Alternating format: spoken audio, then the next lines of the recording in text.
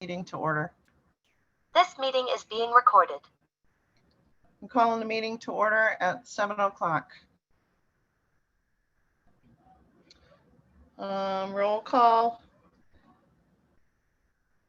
Angie DeSanto. I'm here. Garth Bean. Oh, you're gonna seat Christina, right? If I can, yes. John Kopek. Here.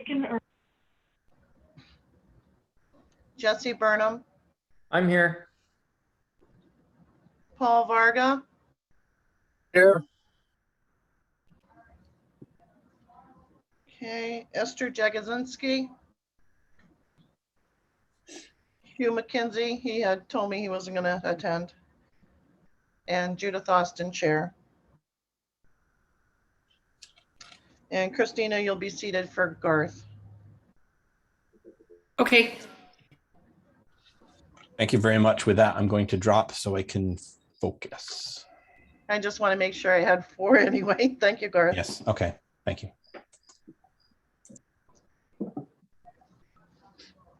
Okay.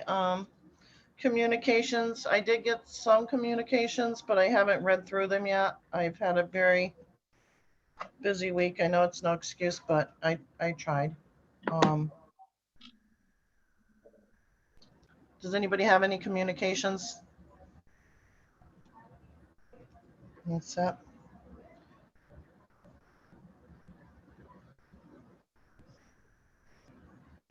Okay, so therefore, I guess there's no public comments.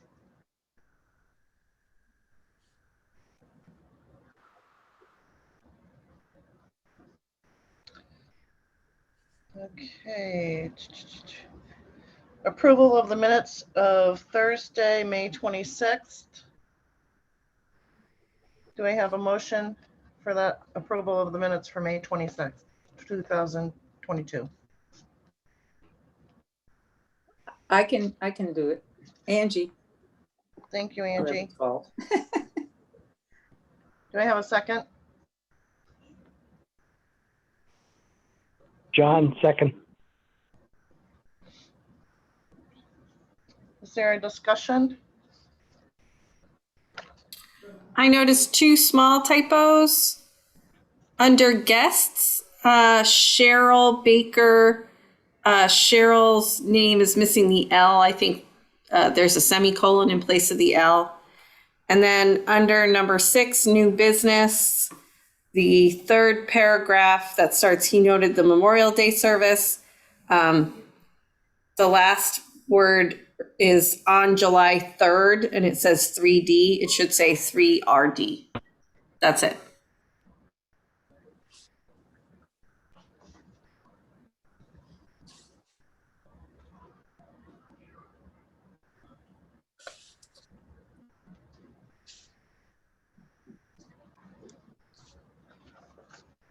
I'm just giving a quick view.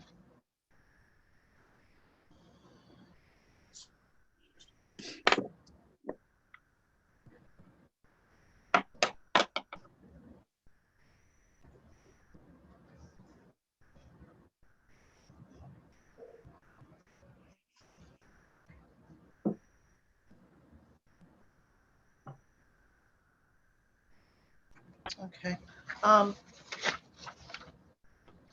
Okay, all those in favor of passing the minutes? Aye, Angie. Aye, John. Aye, Christina. Varga, aye.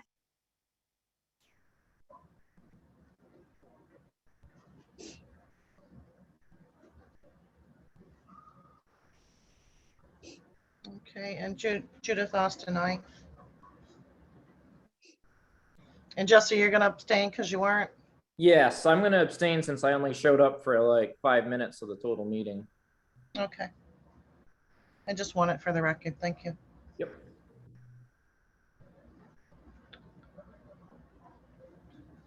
Okay, new business. Selectmen's update. Bill?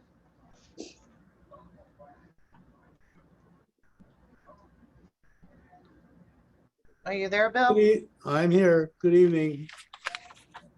I'll try to make this as quick as possible.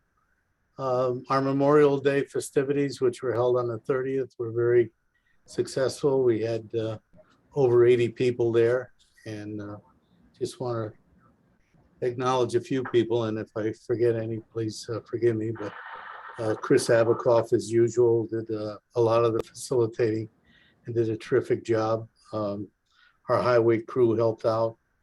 Participating groups were the Ashford Choraleers and the Bagpop Band, Troop 92. All in all, I thought it was a moving day and a fine tribute to our servicemen and all those that are presently in service or, of course, has sacrificed for this country. We're planning hopefully a parade. Anybody's interested in helping or participating in that over the 4th of July weekend. We're looking at the 3rd of July.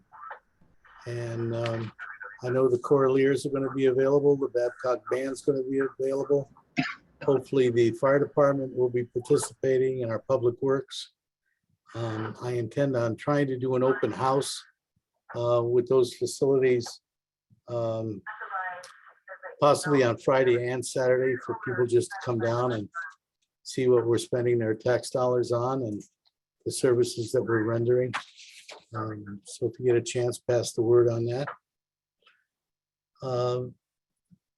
In the next week to 10 days, I hope to facilitate a leadership meeting with most of the stakeholders that were involved in the budget process this last time. I'm hoping your chairman and clerk can attend, and perhaps highway department foreman and a couple of other department managers, somebody with the Board of Ed, just to kind of brainstorm and take input on how we may soften the pain of that and perhaps come up with some other strategies that will help the process in general. So I'll keep everybody informed on that.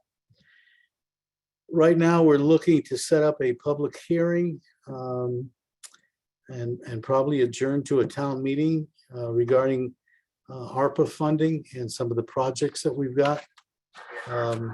As you know, we had a survey that was solicited in the Citizen, and we're going to be doing a report about that in this upcoming Citizen, as well as some other information. That the town meeting would be to approve some items that the Board of Selectmen feel that are a priority, both for public safety, improving air quality in a couple of our buildings, and our pickleball court, which is an activity where we're nearing 100 people who are participating in that right now. We've got some issues with the service. There are many other things that we're looking at, but those are just 3 that we think need to be prioritized. So they'll be the main topic of discussion at the public hearing. That will probably be a Zoom meeting. I'm also trying to facilitate going to our hybrid meeting. I had a meeting with our IT people and a couple of staff to help coordinate that. And so we'll stay tuned and I'll let you know how we're doing on that. We may have to buy some additional equipment. As you know, Cheryl Baker left on the 1st of June. I think we mentioned that at your last meeting, but she's going to be sorely missed. If we're a little slow on generating reports from that office and whatever, please bear with us. We're in the process of a reorg there, and we'll keep everybody informed on how that's going. I had a meeting on yesterday with Linda Gagney, and our total unanticipated revenue collection to date is about $220,000. And she's doing a fine job on that, and I appreciate her hard work on that. I know all the town does. That's about all I have, Judy. Glad to answer any questions anybody might have.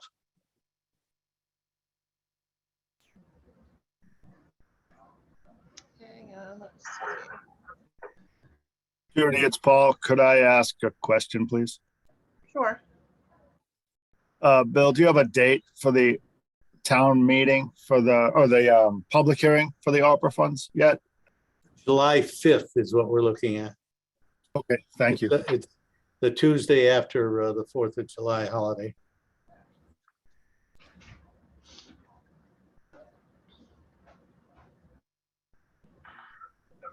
Any other questions? Everybody's quiet. Okay. Bill, do you have an update or for a summary on expenditures? Anything different than last week? Not really, pretty much the same. I don't recall if I mentioned last week, but I was contemplating perhaps putting a spending freeze on through the end of the year. But in my consultation with Cheryl before we left and just doing a study of some of the readouts we look at, I don't think that's going to be necessary. We're in fairly good shape. We have a couple of line items that may be over, and I'll have to take up with you folks before the end of the month. But one of them is our legal, the Cale Rock property, and that situation there kind of really put a dent in that funding. And we've got a couple of other issues that have come up. But all in all, we're in pretty good shape. Okay. All right, thank you. Anybody have any other questions for the expenditures? Okay, moving on. Do we have the assessor here? Kara? I believe she requested to be on the next agenda, be put on the next agenda. Paul might have more information on that, but I know tonight was a difficult night for her. Yeah, Judy, I'm guessing you didn't get the email from her. I forwarded it to you too, but she asked to be moved to the 23rd because she has a previous commitment for the town. So. Okay, so we will do that. We'll move her to the 23rd.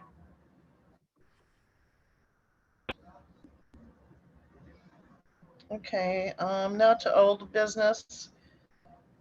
Discussion with the Conservation Commission regarding the open space acquisition. Do we have a representative that would like to present? I'm here. Hear me? Loretta Roble. I'm the chair. Can you hear me? Yep. I hear you. Okay. All right. We sent a letter saying we would like to change the way the donations for the Yale Forest that they voluntarily give us because they don't have to pay any taxes, about $8,000 a year. And since Yale Forest is dedicated to conservation, saving the forest and managing the land in a more of a sustainable way, we felt it would be a good idea to use that money for the Open Space Fund. The Open Space Fund can be used for a variety of things. And I think the state has really mandated that we move towards a certain percentage of our land being open space. So we thought that was a good fit since Yale Forest has, I don't know, something over 2,000 acres of land that they manage up there in Ashford and the other towns that they operate in. So I think I don't know if there's some confusion that the Open Space Fund is not only to purchase development rights. The Open Space Fund is really to buy land, that the town can buy land, and there may be various reasons for that. For instance, like if a parcel came available that was adjacent to a trail system, that we might want to purchase that to enhance the trail or another situation might be that it would be a piece of land next to a waterway and we would be able to protect the waterway. So that there's a variety of ways, including if, for instance, the town needed to purchase more cemetery space, we could do that. something like adding to Ashford Park to have more recreation area for the townspeople. So it's a variety of reasons it can be, this open space fund can be used for. So that was why we felt it would be a good fit to put the money in there on an ongoing yearly basis. Now I think I believe it goes in the general fund, and just to siphon it over for the open space fund. So if people have any questions, I'd be happy to answer them if I can. How much is the state requiring us to have? There's For the open- percentage, which is, it's not per town, it's really for the whole state. My understanding is that.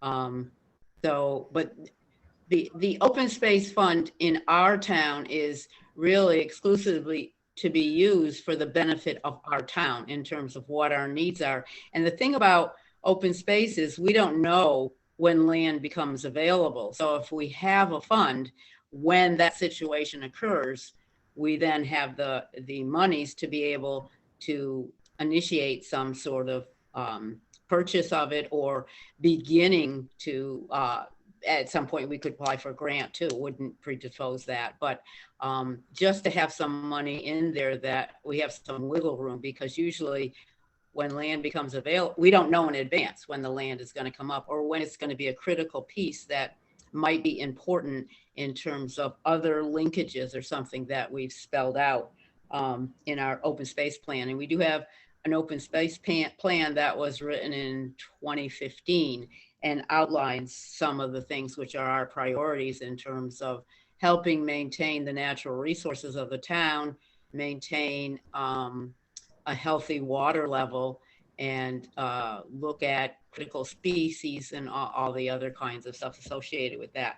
So it would seem to be important to have some funds available for a variety of uses should the town need it, or as it comes up. It's hard to predict in the future what it might be. Yeah. In the past, we have used the funds for buying and purchasing development rights, which doesn't mean that we're selling the land. It just means that the land has to be sold in a large parcel. It can't be broken down. So it still generates taxes, and it still can be bought and sold. It's just that that large piece is going to be intact. So who decides which one of your projects you spend the money on, and how do you go about requesting the funds through the town? We might make a recommendation if we heard something. Generally what happens in the past, the Board of Selectmen has contacted us and said, this is what the situation is, and can you help us work on this? So it hasn't generated from us, but there might be a time that, but we would go through the Board of Selectmen, and we would just make a recommendation, because we're just an advisory board. So it might come from us, but my thinking is it might more come from Board of Selectmen. Okay, thank you. Does anybody else have questions?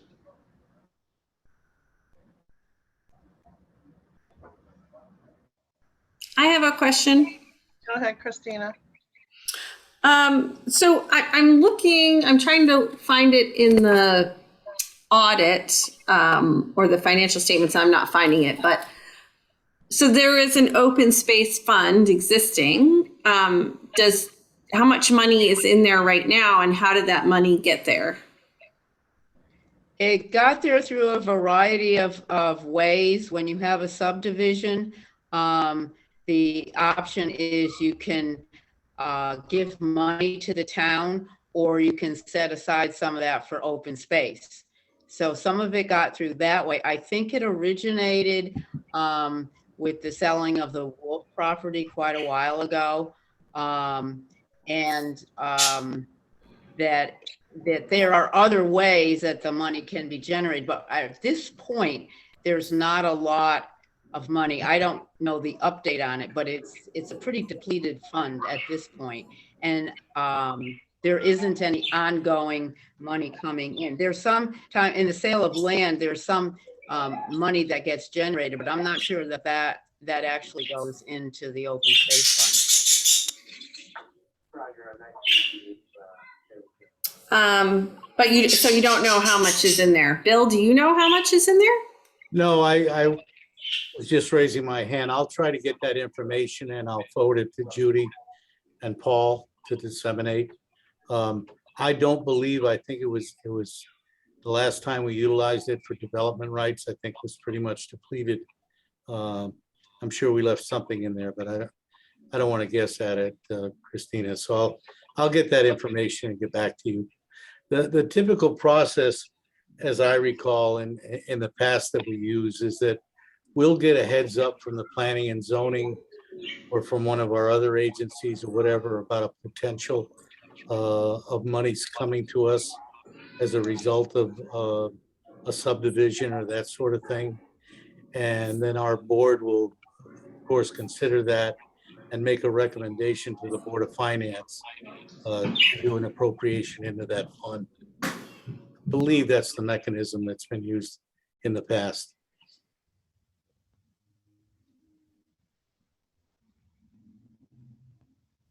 Anybody Judy, I else? have a couple questions. Go ahead, Paul. I'll just put them all together and then, so first of all, Loretta, you answered some of it and so did Bill, but the historical use, it sounds like it's been primarily for development rights. And then do we know what percentage of land now in the town of Ashford is open space? And then what our open space development plan is looking to maintain as open space? I haven't had a chance to go through it, so I had hoped to do that before this meeting, but. Yeah, I have the open space. I don't know if I have the percentage. I probably can give you the amount of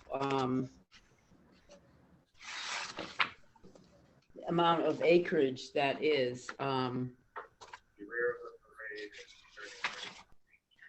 I know we have a lot of open space that is nonprofit, the Yale that I mentioned before, and then the other large tracts. So that's a huge part. And then we have the 2 farms that were protected.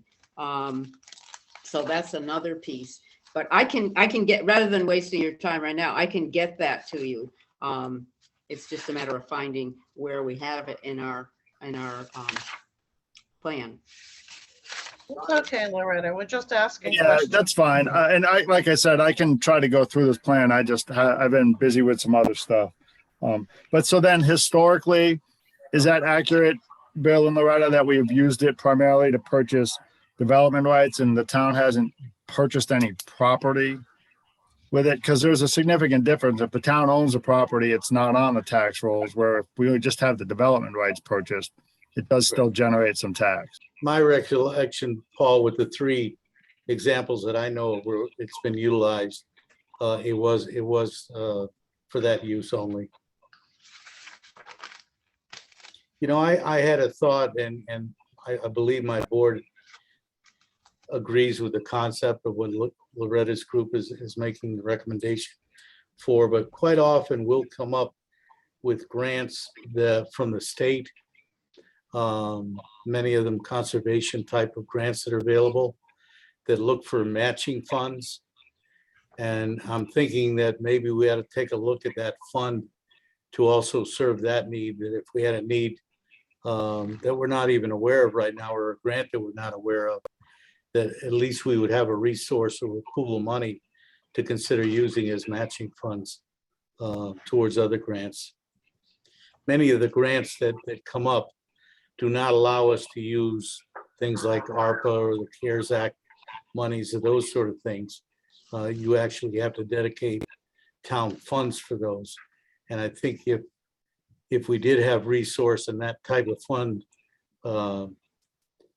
to utilize, it would be beneficial to us in the long term. So this fund comes every year, right? So there's not a necessity to move on it this year. It comes every year, right? Right. It's an ongoing fund. And it's a donation that they're making. They're not required to do this. They're just doing this because they're not paying any taxes to the town. It's a type of We pilot. don't have any reason Payment to in think lieu it's of going to taxes. stop. Yeah. Judy, if I might make a comment, I'm on the Conservation Commission with Loretta and Wait, who's this? Steve Maritko. Okay, One of the, as Loretta pointed out, there's an open space plan, and one of the major recommendations of that plan is that the town set aside monies every year, 0.25% of the budget to fund the open space fund. I don't know if that's ever been done, but it's certainly something to consider, perhaps as a line item on an annual basis. That way you build funds, and like Loretta said, you never know when a property might come up for sale that the town would really like to acquire for the variety of reasons that Loretta mentioned too. So something to consider. That way we're not sort of scrambling for money at an unopportune time or when the budget's tight or whenever. That's it. thank you. So where was that noted, that percentage that is required? The percentage is in the Ashford Open Space Plan. And it's one of the first recommendations under, where is it, on page? Yeah, I apologize. I haven't dug into it too deep yet. It's under section 3, page 10. The first recommendation is the Conservation Commission recommends that the Board of Finance allocate 0.25% of the annual budget into the open space fund for the purchase of open space. And that is kind of a thing that a lot of surrounding area towns do, of provide a certain amount of money. And towns such as Mansfield, obviously, which is a bigger town than us, has purchased some open space through that kind of situation. But I think the state really encourages that, and there is some notice of that in the last POCD, which is 2015 also. Okay, so it's just a recommendation Right. from the board.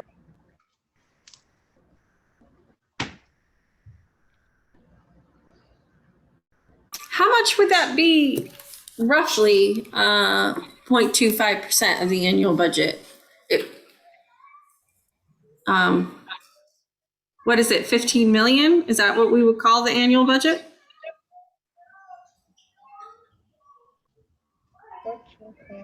.8.4% table shows ratio increases. 15 million would be of all of our spending on education plus E.O. Smith. Right, I guess that's my question, is what are we calling? That's kind of a problem with that recommendation, right? Is Yeah. it's very open-ended, so it's open for interpretation, and of course that number would go up or down depending on the budget every year, and it would be added back into the budget. I mean, we don't have a place to take it out of, so to speak.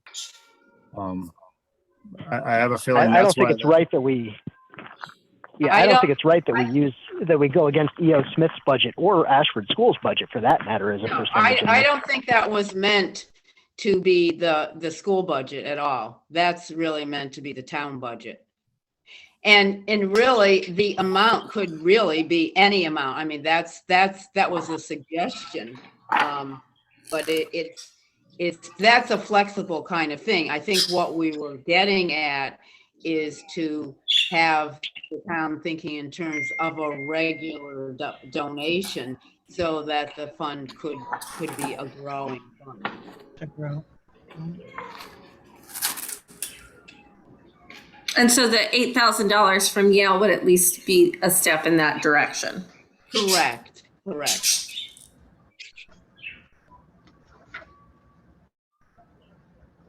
Loretta or Bill, do you know, can that fund be used for maintenance of current properties that the town owns. Obviously, they don't own the development. I mean, when they purchase development rights, that property is still privately owned. But for instance, Ashford Park or Memorial Park or the Veterans thing, or is that fund strictly limited to purchasing of properties or open Right. space or development? The fund is to purchase, for the town to buy land. Yeah, I don't believe the original intent, Paul, was to maintain or repair existing properties. It was to expand properties that we may have with the goal of open space. Right. So then the maintenance of those properties would fall under the general fund budget. Correct. Correct. And I think Loretta just mentioned that 2.5%, my recollection, we're going back quite some time, but was just a recommendation. I don't think any particular community is necessarily locked into a specific figure. I may be wrong on that. But, I think there are variables depending on how tough a year it is and, you know, whether or not there's a tough crunch on dollars or whatever. But I also think it was only regarding the town budget. I don't believe it had anything to do with either the Board of Ed or Region 19 budgets, at least in our case. I understand. I'm trying to just, I guess, clarify or point out that, you know, if this fund is established and we fund it, and we can outright purchase properties, we put a further financial burden on the town in the form of maintenance and et cetera, liability, all those other things. It's something to consider moving forward. And it's more about when we were to look at a purchase. But every time we do something to this effect and we take 2.5% of the budget to put into this fund, and we take this pilot money and put it into this fund, and then we use that fund to purchase something, we continue to add a tax burden somewhere. That's all I'm looking at, and we're not able to use the fund itself to offset that. So Excuse me. Paul, Excuse me. Wait. Who's speaking? Loretta. I would like. Oh, okay. Valerie, Valerie needs clarification on something. Yes, Okay. I thought Loretta Vrobel said that when she mentioned the percentage, that it was 0.25, 0.25%, not 2.5%. Correct. All right, thank you.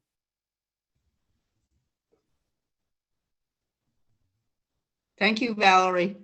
Thanks, Valerie. And this is Jesse. I was just crunching some numbers. So 0.25% would really be 0.0025 times the 3,008,000 or 800,000, equaling 9,600. Is that correct? For the town budget?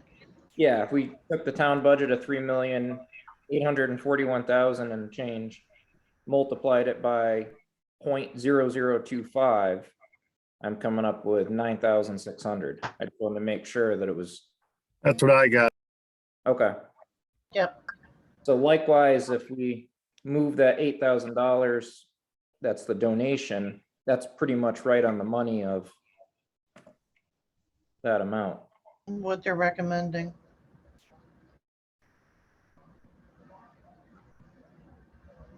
So I guess maybe it's just me. I'm just opposed to the whole concept. What's your thoughts, John? I don't like buying development rights, and I don't like buying land outright without a purpose. You know, it's one thing if you have a trail system over here and a trail system over there, and you can buy something in between to connect the two together. That's a pretty specific use. But like if the town buys my farm because, hey, keep it for open space, then the farm dies because no one will maintain it. The town's not going to farm it. The town is not a landlord who's going to lease it out to someone who's going to farm it. Okay, there won't be houses on it, but the land is going to die. And I don't know. It just doesn't work for me for taxpayer money. I understand you don't want overdevelopment, but there's other ways to handle that.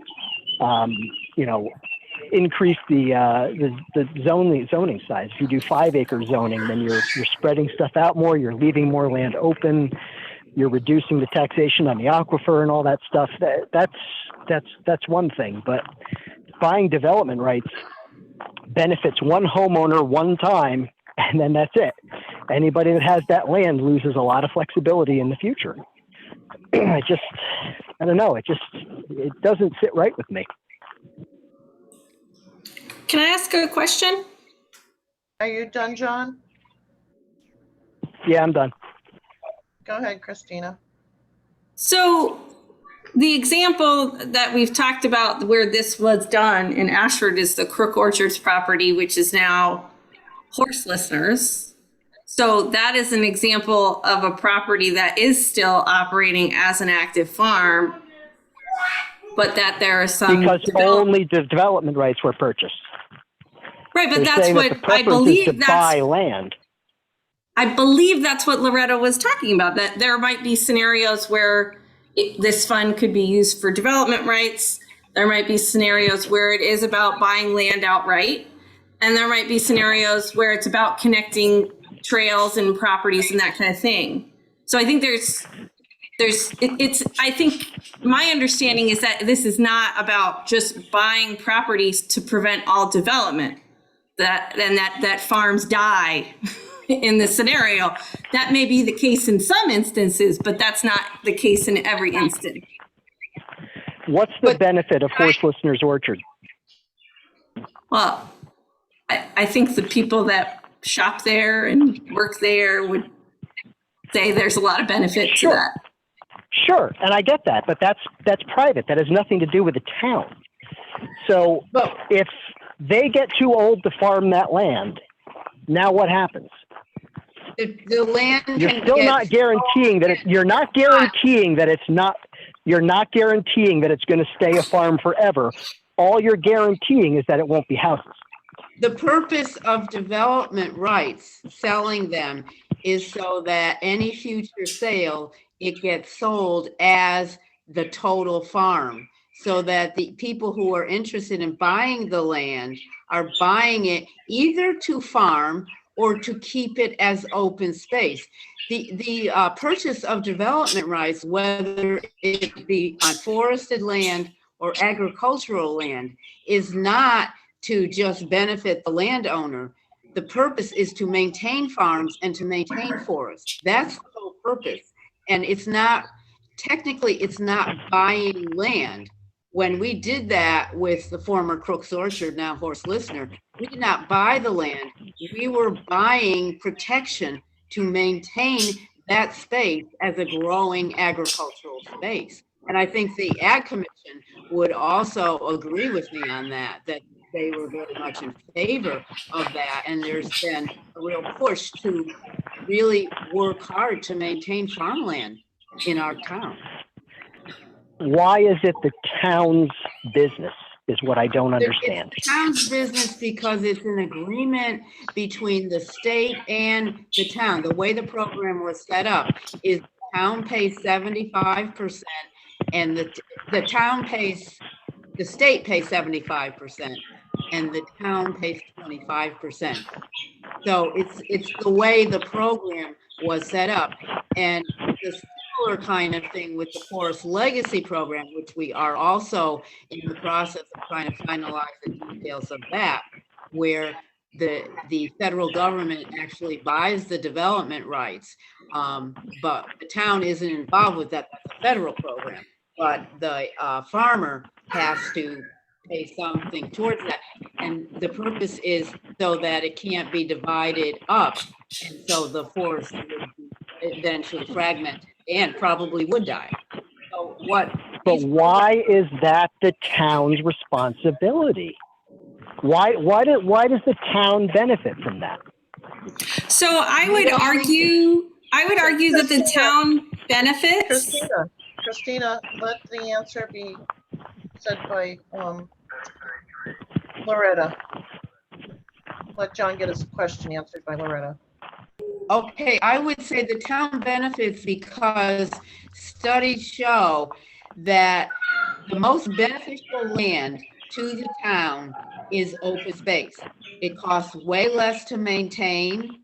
There's no houses there, so there's not a proliferation of houses as in a subdivision, so that you don't have the added expense with children and the educational budget, and you don't have any services. So that is the benefit to the town. The other, probably in my mind, huger benefit, and listening to what the people have said to me, is that most Ashford residents want to maintain the rural character of our town.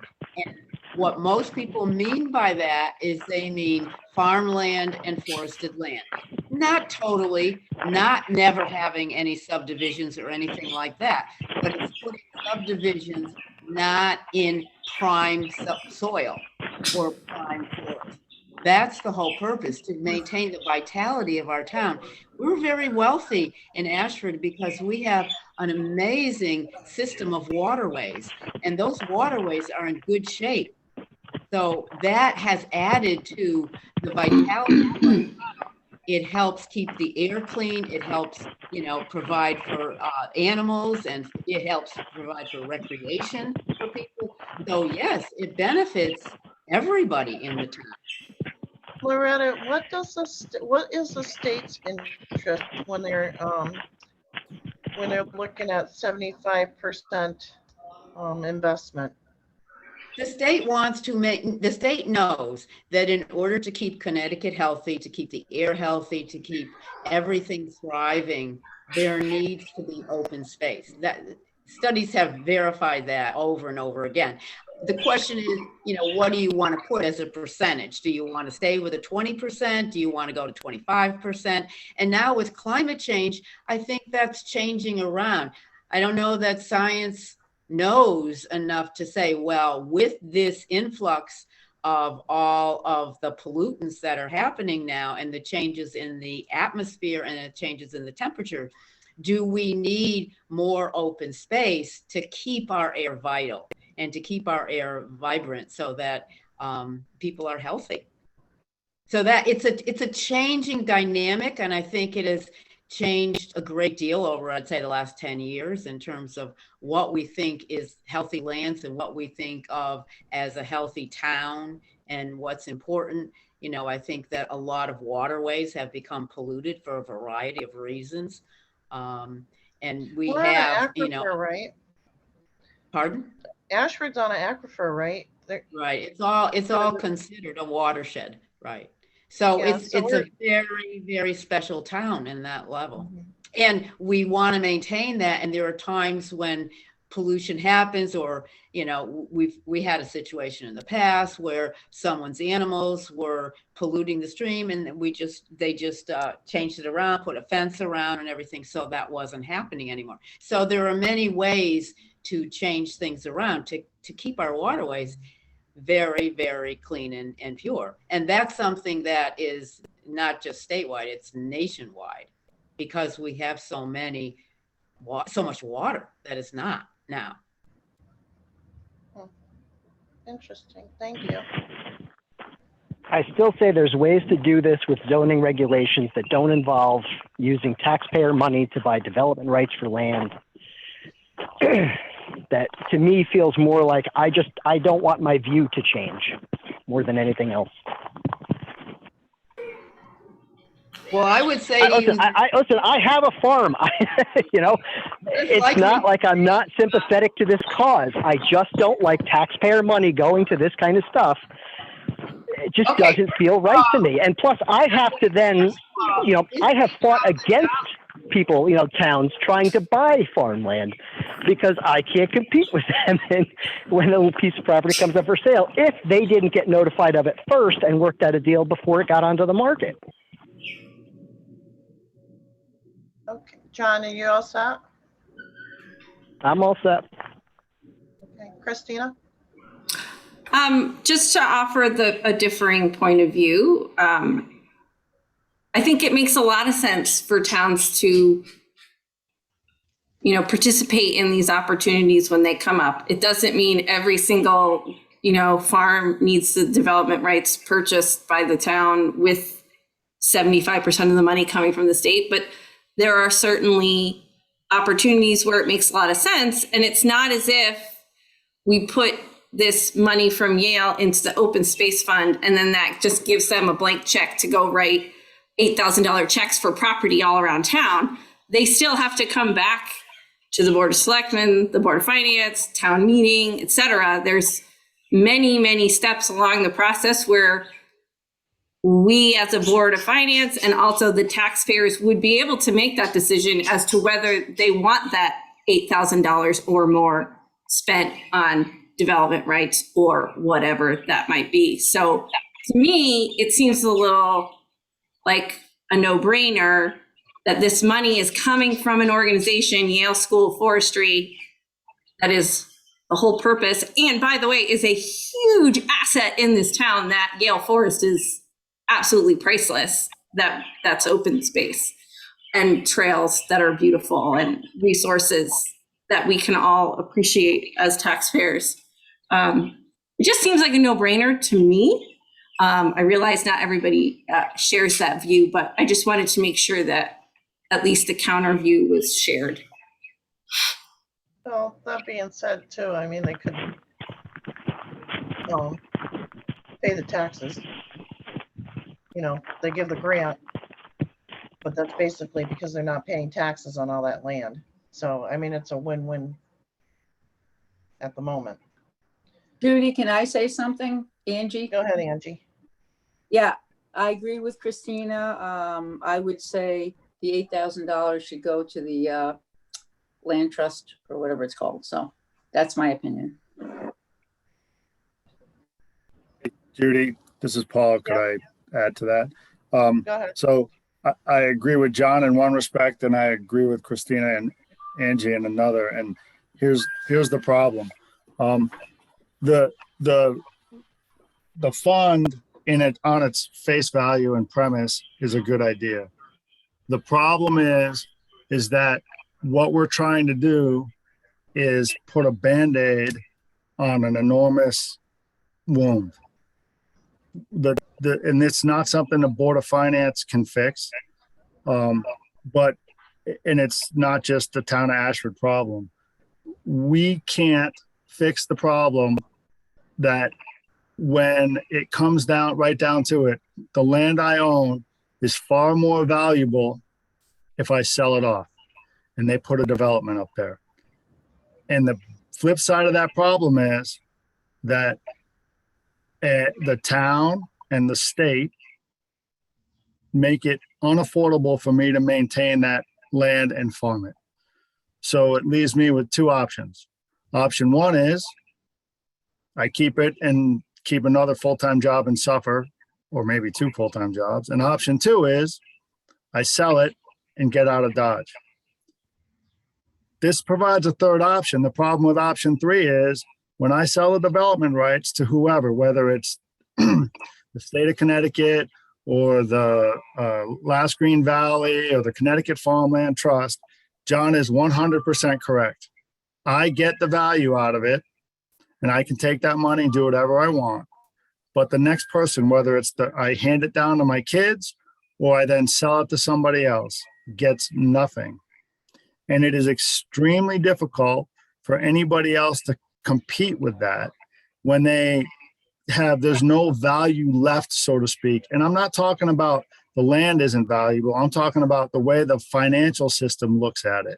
So if somebody wants to purchase that land and doesn't have the funds up front, most banks won't touch it. And I know this because I've gone through it personally. So what we're trying to do is put a Band-Aid on this big bleeding wound. And like I said, we can't solve the problem. I'm not opposed to the fund. I'm not opposed to taking the pilot money and putting it in a place where we could use it for something. I am opposed to the fact that we can't use it for maintenance of some of these properties. I would be very interested, and I would vote no right now just because I want the answer to these questions. The first one is, how much actual protected space is right now in the town of Ashford? We have an enormous amount of state land and protected areas. I was trying to do some research while people were talking, and it's hard to listen and do that and look up numbers and run numbers, but that's important. I think the town of Ashford's in a unique position. And part of the problem we have is all that open space is not taxed at all. Yale is fantastic. They give us money. The state of Connecticut keeps cutting their pilot money. I don't even know if we get anything anymore. You know, we have multiple nonprofits, the Salvation Army camp, the Hole in the Wall, the Boy Scout camp. Some of that is not essentially protected because it's privately owned. So they could sell it, as Killingworth is finding out, but it's a problem. And I think the real way to solve the problem is for what Bill said earlier in the meeting. Get the people involved with the budget process and the town and the zoning board and talk about what we can do to make it affordable to live and maintain property in the town of Ashford.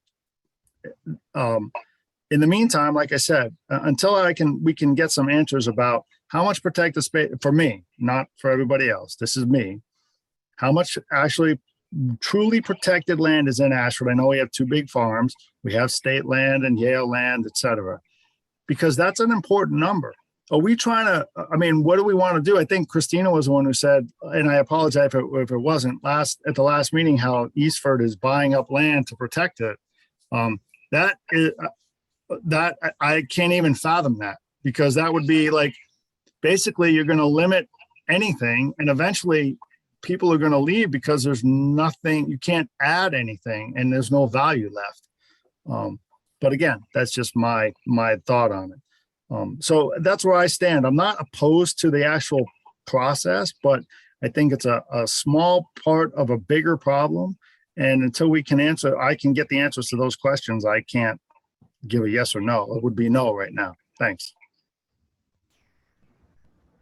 Thanks, Paul.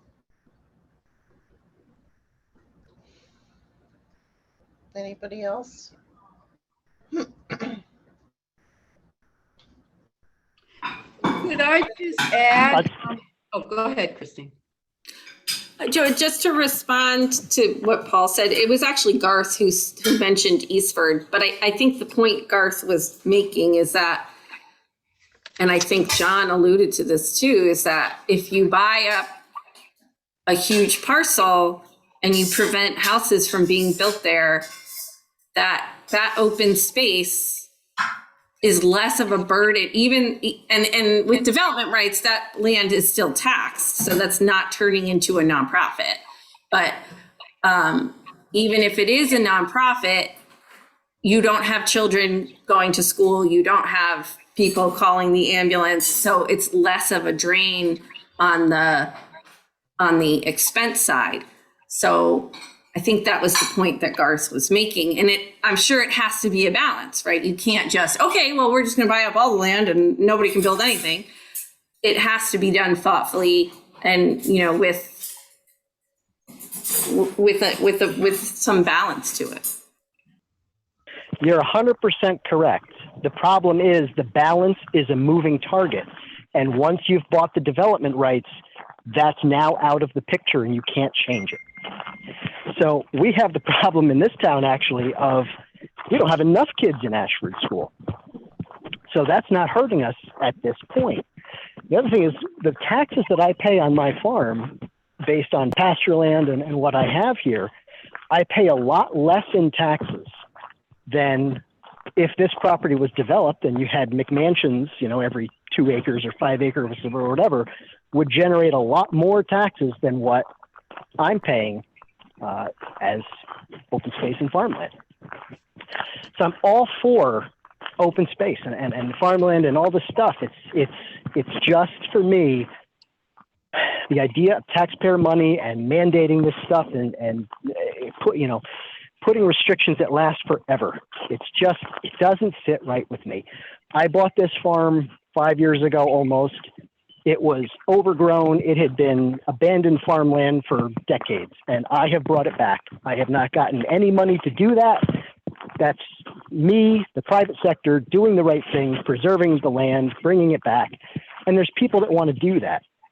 And anytime the government gets in the middle of that, it stops that stuff from happening, or it super complicates it. So for me, if you buy the development rights, again, you're giving money to one person one time. Now, let's say you did that for a farm or for Horse Listener's Orchard or any example you want to take from there. You're decreasing the value of the land, which is fine. But at some point, and it could be generations down the road, you may actually end up causing the destruction of that land because you've diminished its value. So for me, if something happens to me or my family, if I get cancer, I can sell off a building lot here or there or do something to recoup something in order to keep going, keep as much of the farm going, survive, whatever it takes. But you remove that option when you sell the development rights because that's forever. So eventually someone may be able to buy the land because it's worth less, but at some point, you start doing that cost benefit ratio and it may not work out to buy it because you don't have any flexibility with it. And then the land goes fallow because you didn't find someone who is willing to take that reduced value and limited scope of use for the land. So yes, there's a balance, but making these permanent deed changes and restrictions on land, it just doesn't work. Judy, could I make a comment again? Go Steve ahead, Martha. Steve. Yeah, I think some of the examples that have been mentioned are rather extreme. I could cite a couple of other examples that maybe are much more likely to happen. Like, let's say the town wanted to create a linkage between the town hall area and the senior center and the area closer to Extra Mart and that area, a linkage, between those two areas. And that's been talked about quite a bit, actually, as a desirable thing. Or say a pathway from the town hall to Rec Park along the river.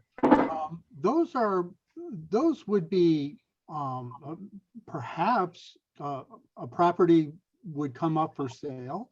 I don't see those as enormously expensive purchases, and it wouldn't involve development rights. It would more likely be an outright purchase, and probably not for a significant amount of money, or at least the town would have some seed money and possibly get a grant. These are, again, like Christina said, anything that's done with that money is going to have to go through a review process by the town and multiple boards. So purchasing the development rights of farms, I think that's a pretty rare event.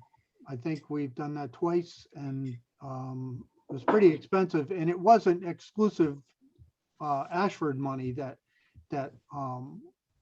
made those purchases possible. It was also state grant money, et cetera. So I think those are more practical examples, linking two desirable pieces of property together. So Steve, when you're saying like the example of linking a path from the town hall to Rec Park, are you going through people's property? No, that's just an example. I would say that perhaps the town could approach a landowner and ask if they'd be willing to sell it. Just like any other process, or maybe the landowner would want to offer it and for some sum of money. And the town would then, having a fund like this, the town would then have some funding available to it to at least get it started, or get the purchase started. That's what I mean. I'm not actually suggesting that the town approach anyone, but again, another example. I could probably think of others too. Could I just add that I think the purpose of doing this with the Open Space Fund is not for the town to go out and start buying land or to approach other people and trying to grab the land from or anything like that. This is just to have some funds available when something comes up, which is really important. And an example of it's sort of a similar process was what went on years ago with Langhammer, when there was a possibility that Langhammer would be sold, and it was the largest piece of open space at the time in our town. And what ended up happening is we had a town meeting, and the people came forward and they said all the reasons why they thought it was a bad idea to do that. And so what is there now is a trail system. The property has remained, the town owns the property, and there's a trail system there which links up to the Fenton Ruby trail system. So it's a great asset to the town. And that happened because the town had an idea, let's sell this land. And then they asked what the residents wanted. And the residents came up with what they wanted. And the town, of course, listened to what the residents said. So I don't think we're, as a commission, as a conservation commission, we're not out to be saying we have to buy land right away and buy it up right away, and we've got to purchase all this land. We're not at all interested in doing that. I don't think we've ever talked in that way at all at any of our meetings. But we are interested in preserving some of what we have. We're not interested in preserving every single tree in Ashford. There's realities to things, and things do change and all that. And I believe as a commission, we're open to that.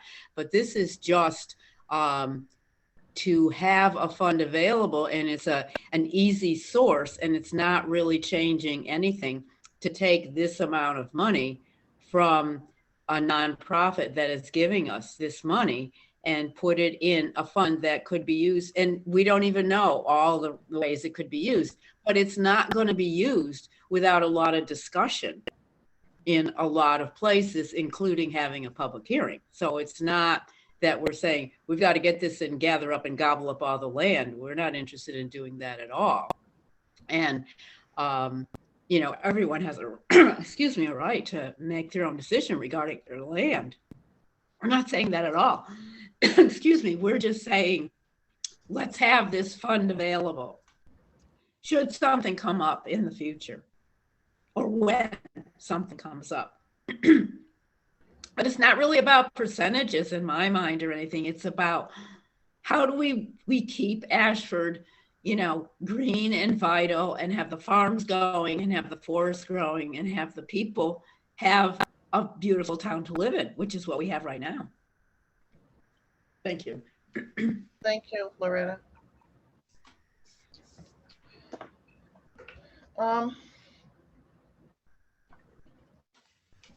Yeah, I think I need for myself, I think I need to look into this a little bit deeper. There's been a lot of conversation. I see different perspectives that I agree with. I'm not quite sure. I'm not quite sure where I stand. I don't know. Anybody else have an opinion?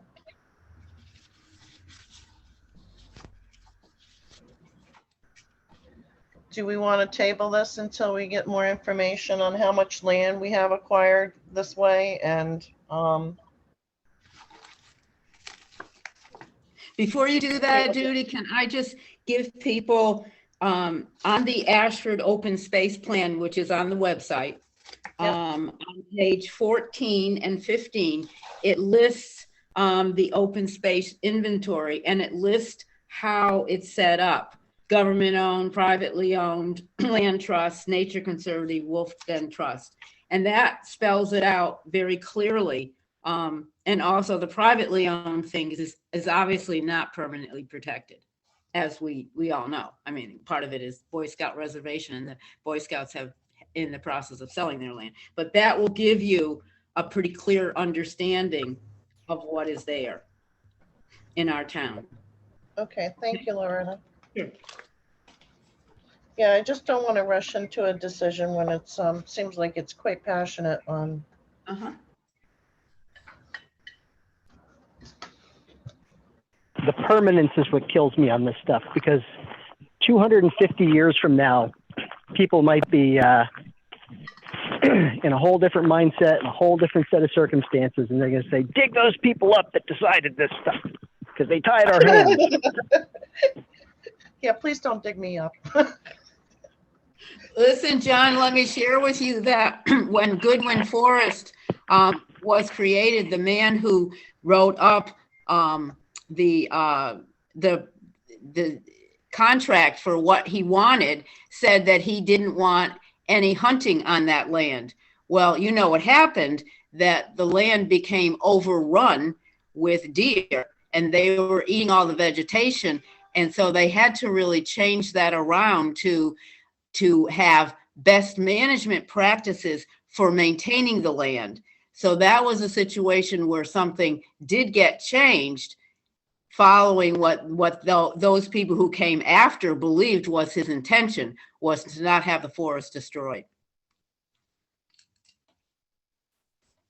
It sets up this whole idea of now we have to interpret what a dead person would have wanted based on circumstances that they didn't know of at the time. It makes things so muddy for me, which is why I just don't like government involved in it, because every person on every commission and every seat here changes all the time, and there's no actual consistent application of anything because of that, for good or for bad. But I don't know. I understand. I'm a big private sector guy. I hear that. Couldn't figure that out by now. I think I was getting that.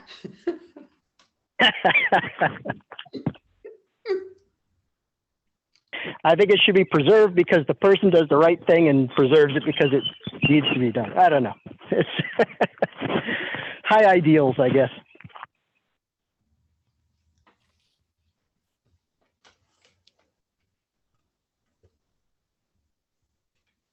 Okay, well, let's see if we can get a little bit more time to look at the stuff and get some of the answers to the questions. I think it's a good discussion. I've learned a lot more than I did know, but not enough yet for me to make a decision. I don't know. Do we want to table it for next meeting? Judy, this is Paul. Yep. I was gonna say I can collect the open space plan and any data that Loretta or maybe even Bill or PZC can provide about percentages, et cetera, and get it out to the board, and then we can put it on the meeting or the agenda for the next meeting, if that works for everybody else. Christina? Can we just make sure that we also find out exactly how much is in the open space fund currently? My recollection is it's around $200, but I could be off by that. Oh It's gosh. very small. Okay, so that's very small. I mean, I'm just looking through the, annual report or whatever, and it has all these funds, but it doesn't mention an open space fund. So I'm very curious where it's written down that this even exists. I see a cemetery fund and a veterans memorial fund, but I don't see an open space fund. Yeah, I know. And if Cheryl were here, of course, she would be able to tell you in a second, because when we did our Sustainable Connecticut in 2019, she had to produce a statement saying how much was in there. And I tried to look, but it wasn't on the new dashboard form, so I couldn't get that information for you. Because I had tried to get that, because it was like, I know it's here somewhere, but I couldn't find it. So it's in there somewhere. It's just, you got to know, I don't know, it's hidden or something, but it was certainly their open space fund. I think it was a different payment method, if I remember correctly from the last meeting.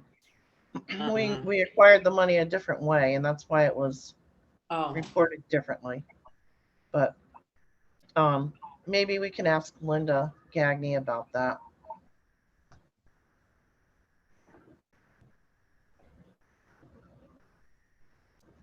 All right, so we'll table it. We'll get these questions answered for the next meeting.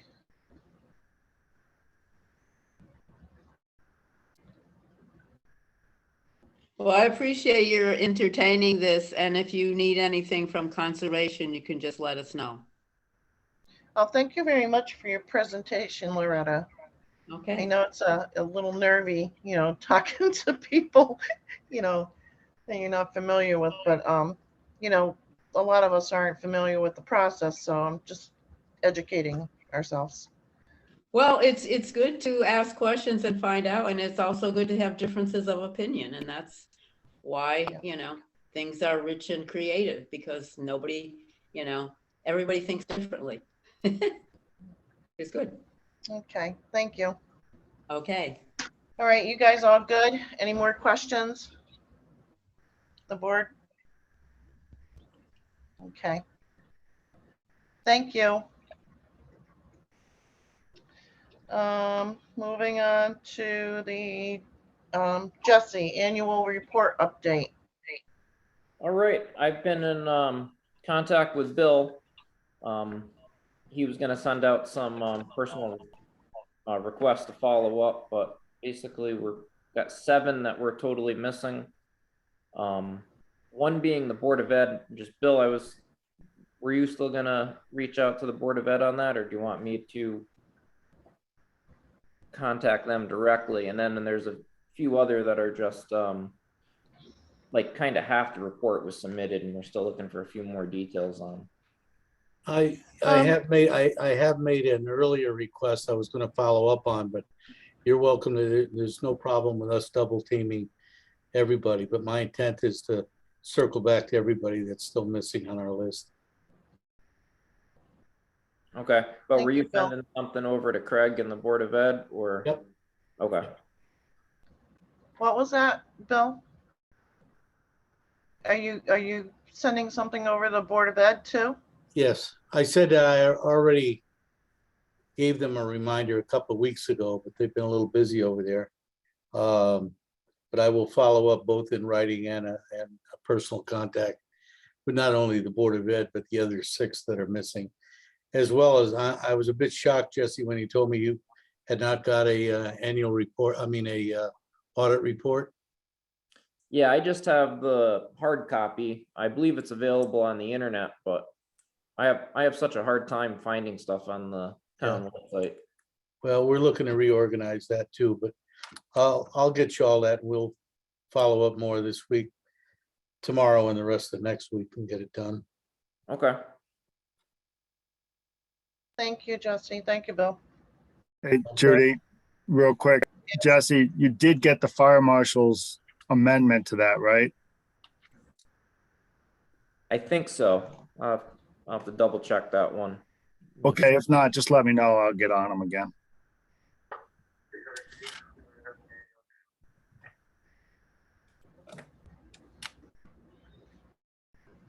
You all set? Thank you, Yep. Jesse. And Bill. And Paul. Okay, agendas for the next meeting. We will bring up the discussion on the Conservation Commission again with the new information, hopefully, on how much is in the funds, how much land we currently have, and what we're looking at for the future, and any other questions that I may have missed.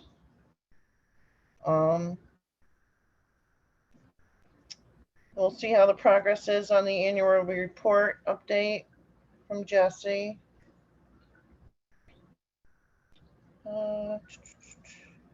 Carol will be here. Huh? Carol will be on that meeting for the grand listing, and I can't think of the word, but Yep, she's a presentation for the assessor regarding the grand list.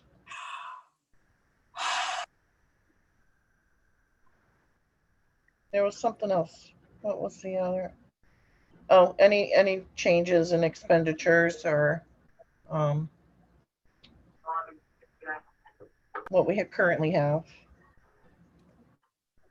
Let's see. And I think that's all I have for now. And if somebody's interested in putting something else on there, just let us know ahead of time and we can add it. Any questions? Anybody have any comments? Okay, looks like we're good. Remarks for the good of the board. I think we had a very good discussion tonight. I mean, I certainly, I was thinking one way when I started the meeting about the Conservation Commission, but then with the information, I'm starting to think a different way. So I think it was very good. It was a good topic, good information shared. And I appreciate all you guys for your input. Okay, let's see. Remarks for the good of the board is done. Adjournment, Angie. Yeah, I so adjourn. What's the motion? Motion to adjourn. Motion to adjourn. Second. Who's got a second? I'll second that, Jesse. Thank you, Jesse. All those in favor? Aye. Aye. Bye. Bye. Hi, Thank you, folks. guys. Have a good Bye night. and bye. All right.